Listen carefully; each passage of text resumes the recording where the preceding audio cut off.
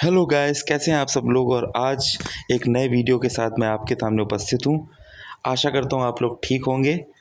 और ये वीडियो होने वाला है हमारी ट्रैवल जर्नी के बारे में, जो हमने स्टार्ट की अपनी बोलेरो नियो के साथ, गुड़गांव से जम्मू तक, जम्मू से श्रीनगर, श्रीनगर से कारगिल, कारगिल से लेह, लेह से पैंगोंग, और पूरी जर्नी वापसी गुड़गांव तक।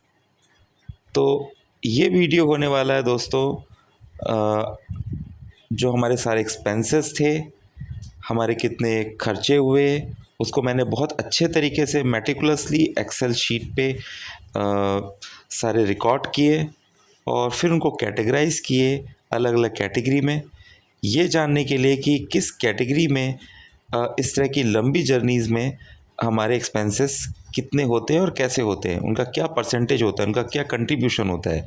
जैसे फूड कैटेगरी का कितना कंट्रीब्यूशन होने वाला है, या फ्यूल कितना लगने वाला है, या होटल्स पे कितना खर्चा होने वाला है।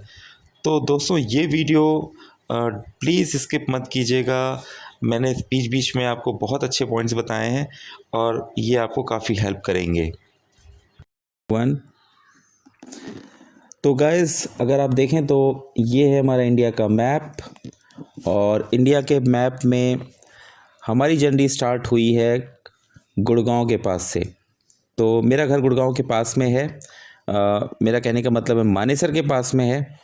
और मानेसर से हमने जो रूट लिया, या मैं कहूँ कि गुड़गांव से जो हमने रूट लिया, वो रूट हमने लिया टूवर्ड्स जम्मू, जम्मू से श्रीनगर, श्रीनगर से कारगिल, कारगिल से लेह और फिर पैंगोंग।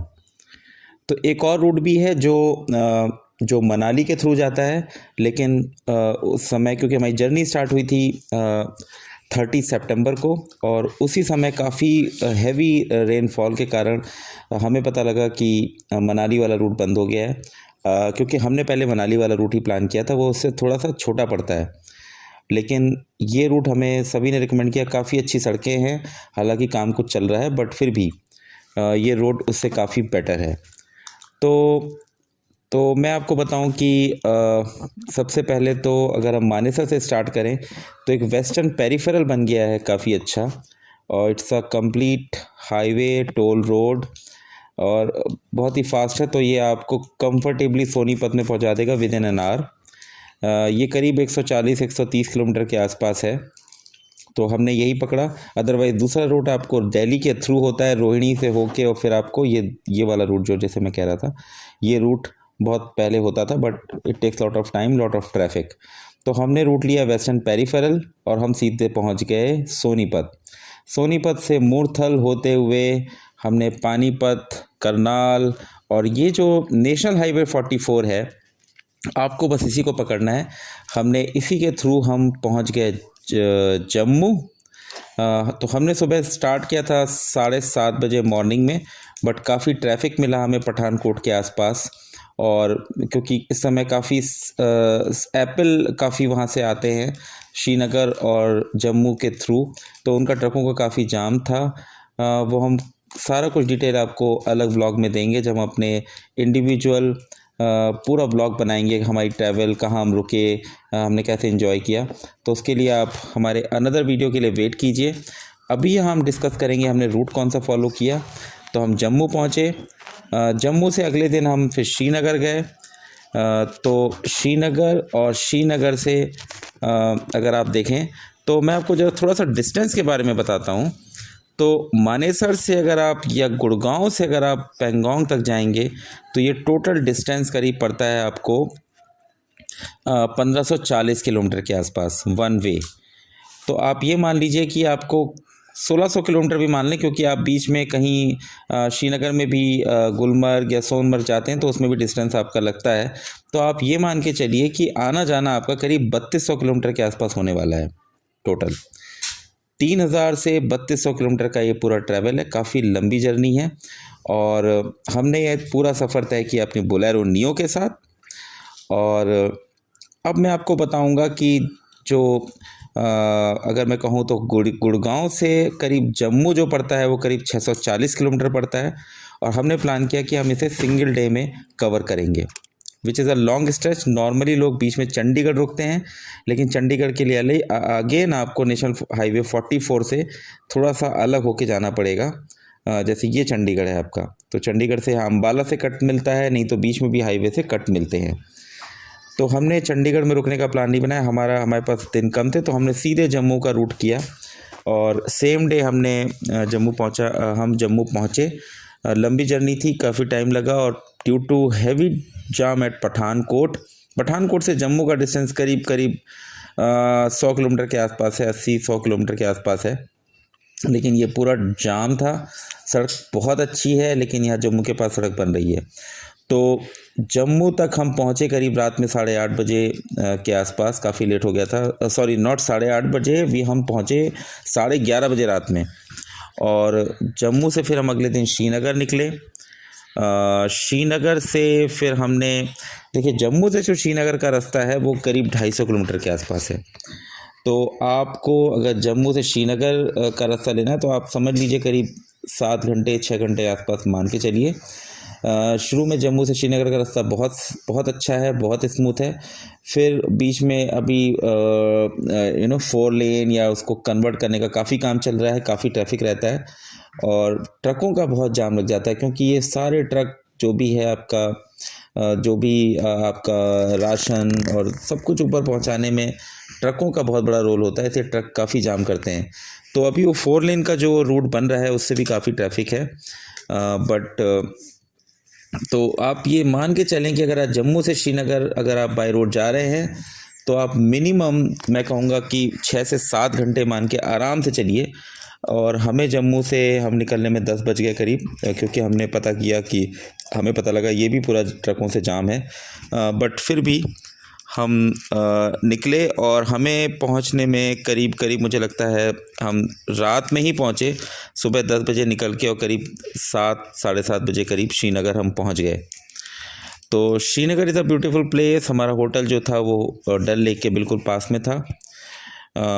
उसके बारे में मैं डिटेल में बताऊंगा व्लॉग में। आप हमारा चैनल सब्सक्राइब कर लीजिएगा प्लीज़।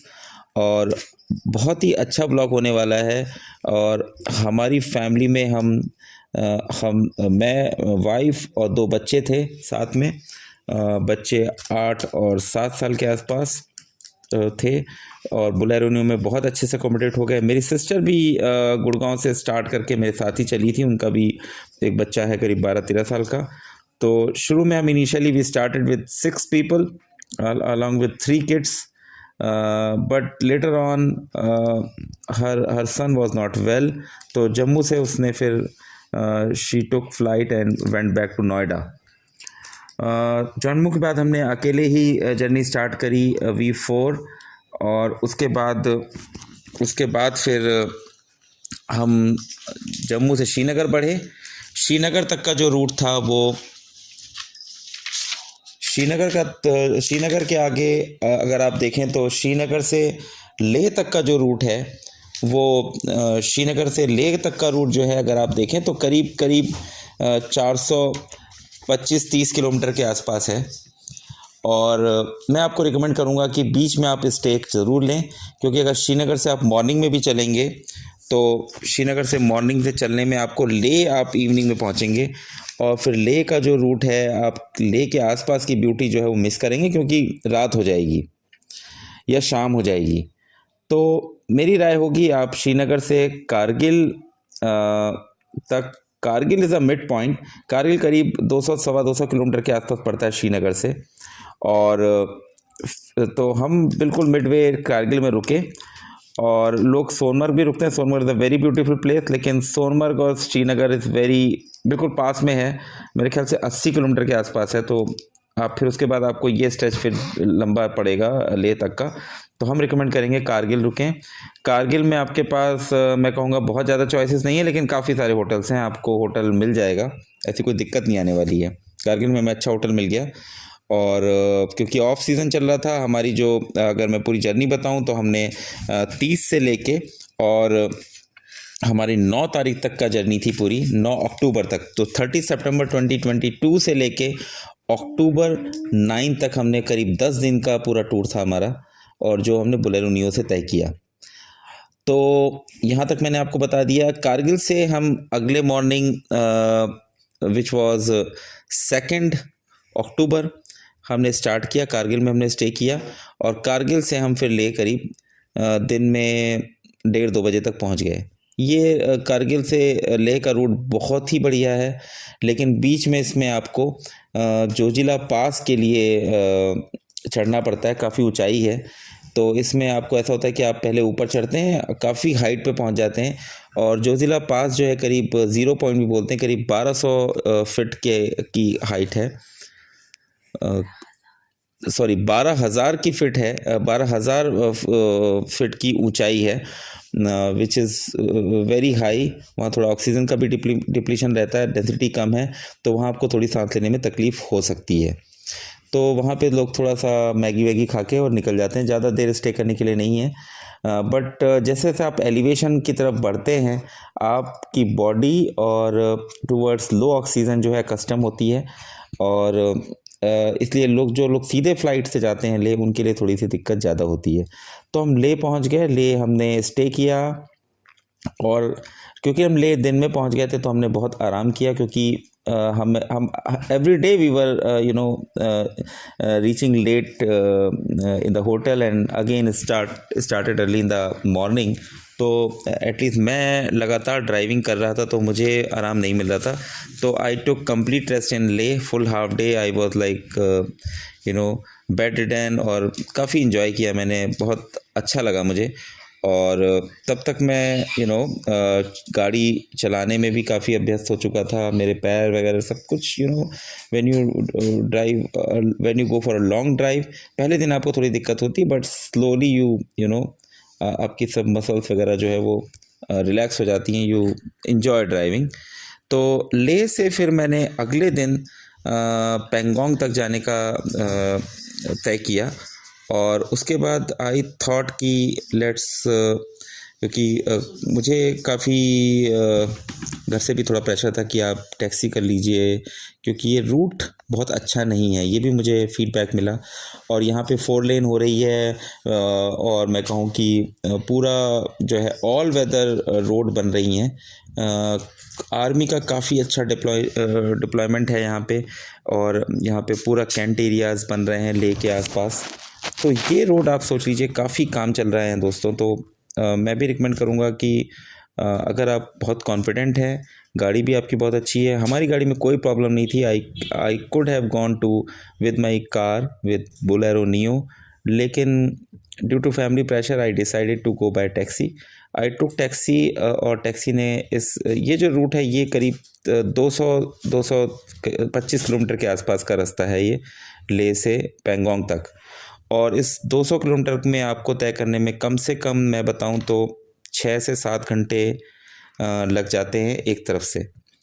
तो इट्स एडवाइजेबल अगर आपको सेम डे रिटर्न करना है, क्योंकि हमने डिसाइड किया था हम सेम डे रिटर्न करेंगे, तो उसके लिए आपको रिकमेंड मैं यही करूँगा कि हायर अ टैक्सी। अदरवाइज़ अगर आपके पास 2 लोग हैं ड्राइव करने के लिए, क्योंकि मैं अकेला था, मुझे ही ड्राइव करना था, तो वहाँ जाके फिर वहाँ एंजॉय करके वापस लौटना थोड़ा सा हेक्टिक है।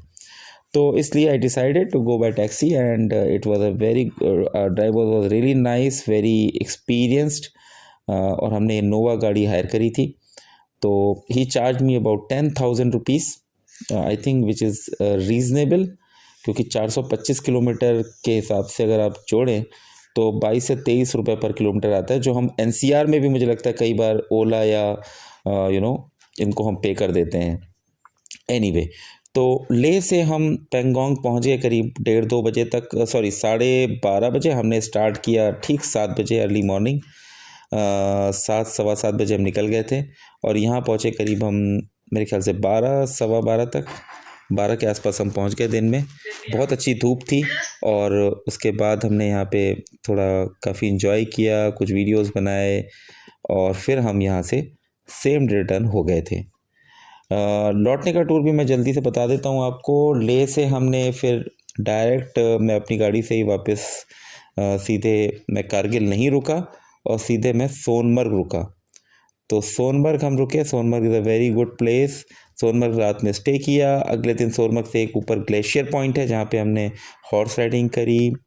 It is a natural beauty, वहाँ पे छोटी जैसे पथरीली नदियाँ होती हैं वो नदी थी, सामने बहुत अच्छे पहाड़ थे और घोड़े से ही आप वहाँ जा सकते हैं, तो हम हॉर्स राइडिंग के थ्रू वहाँ पहुँच गए। उसके बाद अगले दिन हम सोनमर्ग से सीधे श्रीनगर पहुँचे। श्रीनगर में रात तक पहुँच गए थे हम, क्योंकि सेम डे हमने जैसे सोनमर्ग हम रात में रुके, अगले दिन हम ग्लेशियर पॉइंट गए और वहाँ से लौट के फिर हम सीधे श्रीनगर अपनी गाड़ी से पहुँच गए। श्रीनगर हम देर रात तक पहुँचे थे, तो डल के दर्शन हमें नहीं हो पाए थे। उस दिन भी हम डल लेक को नहीं देख पाए थे, क्योंकि हम रात में ही डल पहुँचे, तो अगले दिन अर्ली मॉर्निंग स्टार्ट करके कहीं और के लिए निकल जाते थे। तो अगले दिन फिर हमने डिसाइड किया कि हम गुलमर्ग जाएंगे। Gulmarg is a very beautiful place, again about 100 kilometres 80 kilometres from Srinagar. तो हम अपनी गाड़ी से गुलमर्ग गए और गुलमर्ग से लौटते हुए हमें थोड़ी सी देर हो गई, लेकिन हम शाम तक 5 बजे तक हम डल लेक पहुंच गए और डल लेक में हमने बोटिंग करी, क्योंकि अगले दिन हमें फिर से स्टार्ट करना था वापसी के लिए। तो क्योंकि स्टे बहुत है, जर्नी बहुत है, आपको काफ़ी सारे दिन चाहिए, लेकिन हमने ये सारा टूर करीब 9 रातें और 10 दिन में किया। तो फिर श्रीनगर से हम लौट के डल लेक और फिर हम लाल चौक वगैरह घूम के वापस आए और फिर श्रीनगर से हमने वापस पूरा रूट लिया। श्रीनगर से मेरा टारगेट था कि हम गुड़गांव सीधे सैटरडे इवनिंग तक पहुंच जाएं, रात तक पहुंच जाएं, 2-3 बजे तक भी पहुंच जाएं। और श्रीनगर से हमें फिर वापस बहुत जाम मिला, बहुत टाइम लगा, हमारा बहुत टाइम ख़राब हुआ, 2-4 घंटे ख़राब हो गए, जिससे हम श्रीनगर से फिर हम चलते गए और रात में करीब 12 बजे तक हम अम्बाला पहुंच पाए। तो जम्मू क्रॉस किया हमने और जम्मू से होते हुए फिर अम्बाला, और अम्बाला में करीब 12 बजे जब मुझे तो लग रहा था शायद मैं रात में 2-3 बजे तक पहुंच जाऊंगा, लेकिन 12 बजे के बाद थोड़ा सा फिर again due to family pressure I stayed Ambala के बिल्कुल हाईवे से ही लगा एक होटल था, वहाँ रात भर रुका और अगले दिन मॉर्निंग में होते हुए मैं वापस गुड़गांव पहुंच गया करीब 12 बजे। तो संडे को 12 बजे विच वॉज 9th मैं वहाँ पहुँच गया। तो ये था हमारा पूरा टूर। ये आपको जस्ट एक मैंने रूट बताने के लिए किया था।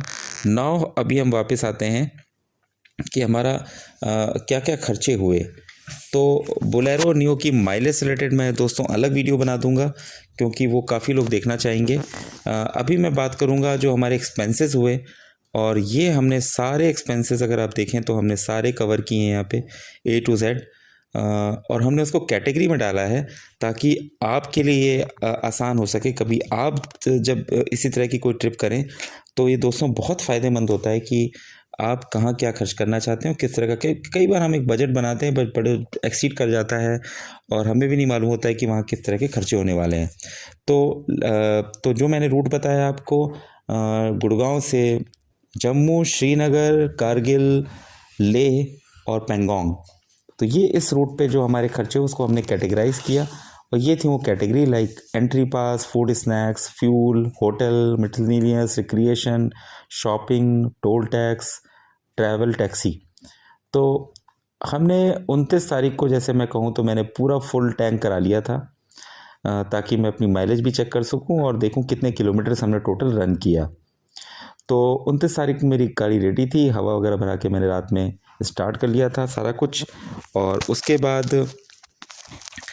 बाद मैंने जब स्टार्ट की अपनी जर्नी, तो अर्ली मॉर्निंग 7 बजे जैसे हमने बताया था स्टार्ट कर दी थी जर्नी अपनी। और उसके बाद फिर हम जैसे बताया होटल, जम्मू होटल बुकिंग। और तो मैं आपको कैटेगरी वाइज थोड़ा सा आपको जल्दी से बताता हूँ। जैसे अगर मैं सबसे पहले बात करूँ तो होटल में देखिए ये सारे होटल्स में हम रुके अलग अलग जगहों पे, और इस तरह हमारे खर्चे जो है ये पर नाइट, कहीं 2 नाइट्स का, जैसे ये 2 नाइट का था स्टे हमारा श्रीनगर में, तो करीब 2,500 का होटल था पर डे। और इस तरह से और डिस्काउंट सीज़न चलता है दोस्तों, ये अक्टूबर वाला, सितंबर अक्टूबर वाला ऑफ सीज़न होता है।